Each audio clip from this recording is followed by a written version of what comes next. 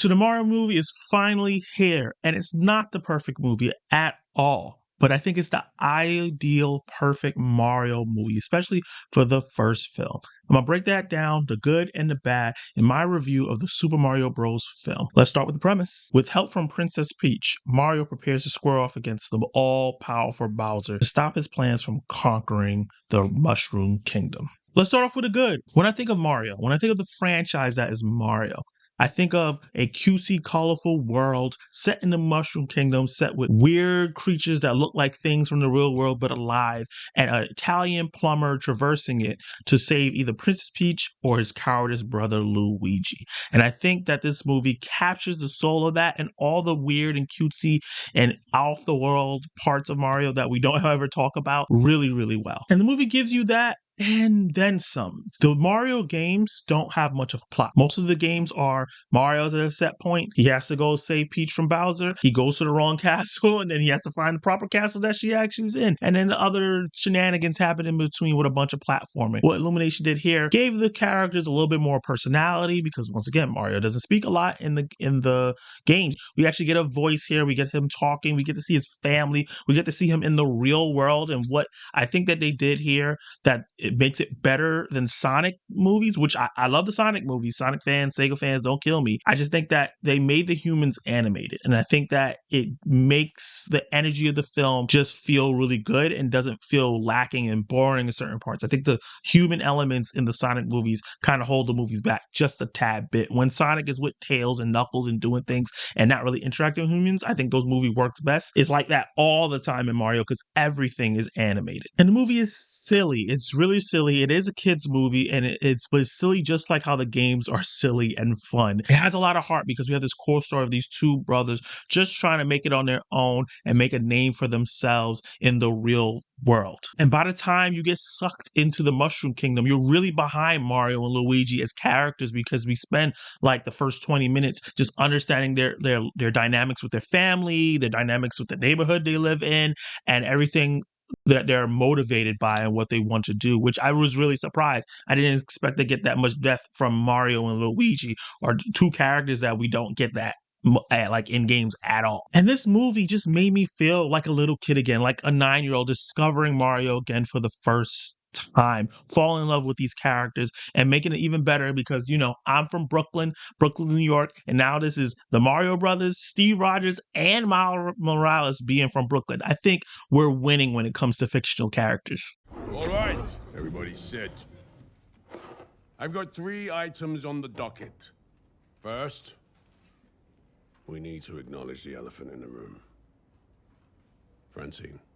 Once Chris Pratt was announced as the voice of Mario in this film, the world, internationally, United States, anywhere, probably people on the moon, groaned in unison because we're like, oh my God, this is who they picked. They didn't pick the original voice actor. But as I started hearing discussions and thinking about it, I do think if Mario only said wahoo and talked like he did in the game the whole time, this movie would have not been fun. You wouldn't be able to take it too seriously because it would have been annoying. And that voice actor is in the movie, and he does cameo a bunch of different times in the film. I don't want to spoil anything. So that is nice, a little callback, and I love that he's there. But Chris Pratt does a great job as Mario, and I can't see him any other way anymore now. At first, I was like, okay. I was, But then as the movie kept going and going and he really got into the voice and he started doing the over-exaggerated Brooklyn, New York accent with the Italian on it, I really started falling in love with his portrayal. It really matched the version of the character that we were getting into the game. And I think he did a fantastic job, and I'm excited for him to really get into a role if they get to do a sequel. And the voice cast overall is fantastic. They are excellent. Charlie Day as Luigi, perfect. Mamma mia. As you said a bunch of times in the film, I think he did a great job of capturing Luigi's cowardice, but also his heart. Because he is a coward. He does run away. He is a scaredy cat, but he has a thing about him where he's very sincere and he really supports his brother in a way that makes you love the dynamic. And when he is scared and running away, you just want to see him safe because he's so precious. Anya Taylor-Joy as Peach, great. This is a different version of Peach than we usually get. You know, Peach is usually the damsel in distress all the time, and we don't really get to see much from her other than if she's in the Smash Brothers games where she's fighting.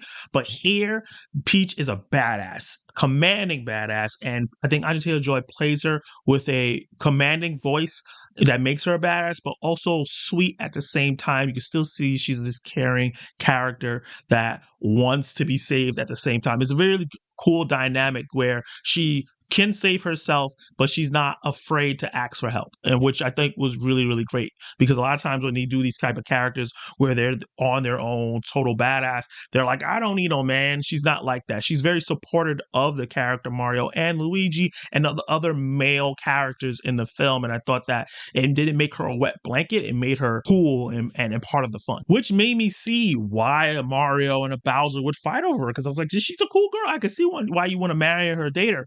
And speaking of Bowser, Jack Black as Bowser is why you're going to see this movie. Why you're paying that ticket, $20, $15, depending on if you have that unlimited service, nothing dollars, to go watch this movie, because he is phenomenal as Bowser. He is having so much fun in this film. He gets to do the most funniest parts. He gets to be very menacing. He's voice acting and bringing his character to life in a way that I didn't think was possible. And I felt it in the trailer, but seeing it for the full runtime in this film was so good. I wanted more of him in this film, and he was in the film a lot. I want to see a spinoff with just his character now.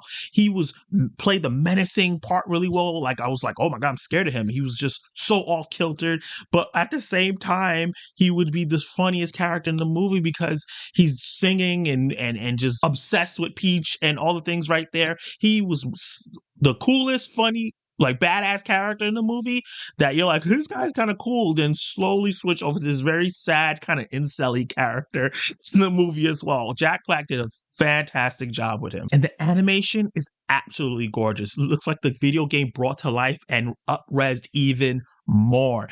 I recommend seeing this in 3D. There's a bunch of sequences in there that will look great in 3D or 4DX. And I think that they took a lot of the stages from the game, especially the early game, and brought them to life, but applied them to the story. They weren't just there just to be there. And I really, really enjoyed seeing that. I was like, oh yeah, I remember going through that in the game. It's just a bunch of different things where you're like having nostalgia points going on because you're seeing things in the background or references. There are meta jokes to the game in the movie, but there's also just jokes in the movie that's within it itself. It's not all about like references to the outside game. There's just jokes in the plot that made me laugh a lot. There's some kiddie jokes here and there where I was like, okay, but a lot of it I actually had a lot of fun with. I was really, really surprised. I thought because this was so geared towards kids that I wasn't going to laugh that much, but I caught myself laughing a bunch. And I know if you're scared of this being like just a straight up kids movie and you're not going to be able to have fun because it's not like Pixar where they have adult themes to hold it down for the adults.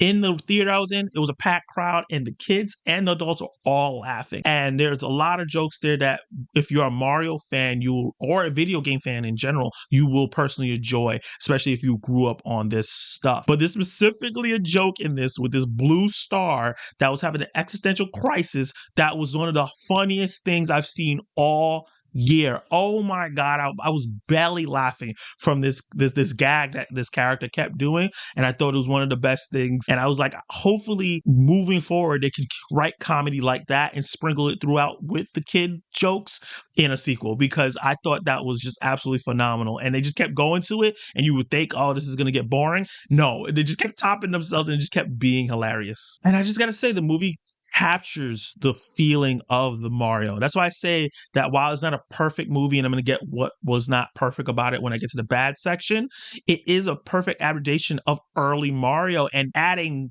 lore and plot to it that's just not there in the games, just enough to make it feel good and feel right.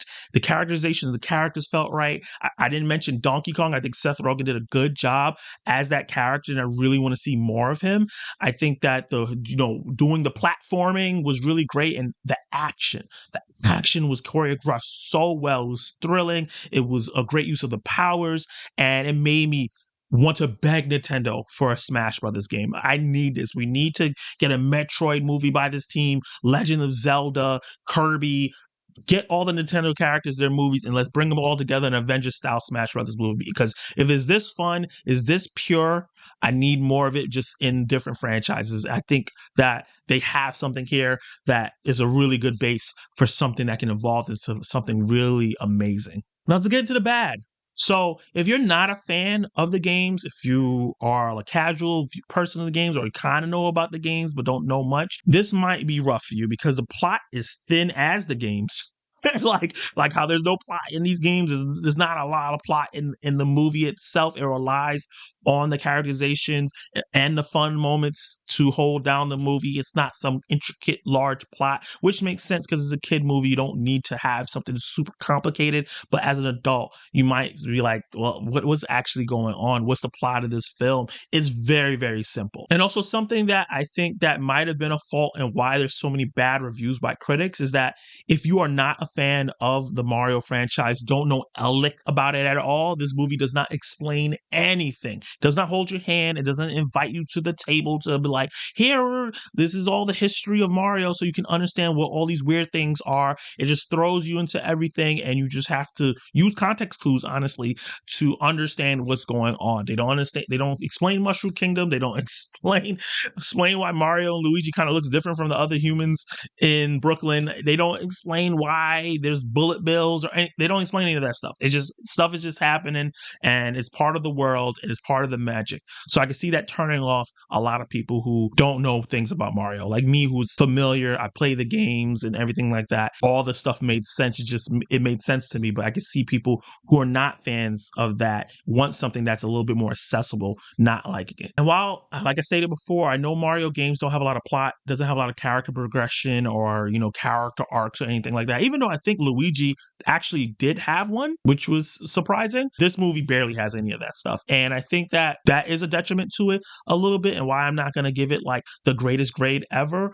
But I think that hopefully moving forward, they'll see the complaints that people who are not fans of the franchise are saying and add some character depth and story depth to it so that other people can get invested in what's going on that don't already know. Kind of spend time in the world. This movie is really fast. I think it's like an hour and 32 minutes or something like that. It's really, really fast. I could have spent another half an hour in this film, or maybe maybe not even half an hour, maybe just 15 to 20 minutes more in the film just to explore each kingdom a little bit more, have a little bit more depth on what's going on with each character. Yeah, just give us a half an hour more of just that stuff because it was just so fun. It would have been fine to spend more time and learn more about each character, each kingdom, motivations and things like that. I think that hopefully they look at that for a sequel. Let me get to my verdict. So I absolutely love this movie. I think it's one of the best movies of the year for me personally. I think it's a great movie for Mario fans, video game fans, and people who grew up on these things. It's a fantastic family movie if you're gonna need a movie to bring your whole family to. I know there's not a lot of that stuff has come out in the last couple of weeks. Well, actually, I think Shazam, Dungeons and Dragons, and this are really great family films, but this is the one that for little kids, if you have a little kid, to take and just enjoy like something that you grew up on and they can enjoy as well. I think it's bright, it's colorful, it's fun, and it adapts the world in a way where I want to see spinoffs. I want to see a Luigi Mansion spinoff. I want to see Donkey Kong Tropical Freeze, and I want that Smash Brothers movie. With that said, I'm gonna give the Super Mario Bros. Movie a B+. Did you like it? Did you hate it? What would you rate the Super Mario Bros. Movie? Did you have as much fun as I did, or did you thought it was too silly, lacked too much depth, didn't like that there was no character arcs or stuff like that? Let me know in the comments below how you feel about the movie. Like the video, subscribe, hit that notification bell so you can be notified of my reviews, reactions, live discussions, and more. And you can catch more of my content right now.